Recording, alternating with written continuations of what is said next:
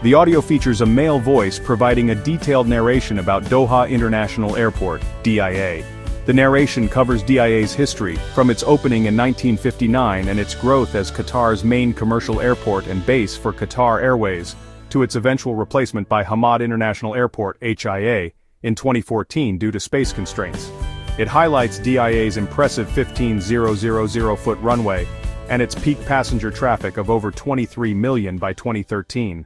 The audio then explains DIA's current vital roles, including serving Qatar's Emiri flight for state visits, military operations, private aviation, and its temporary commercial reopening during the 2022 FIFA World Cup, to manage increased passenger traffic.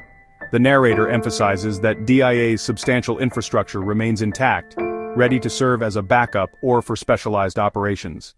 Concluding that while HIA is Qatar's primary hub, DIA continues to be a crucial asset. The narration is clear, informative, and delivered in a professional tone.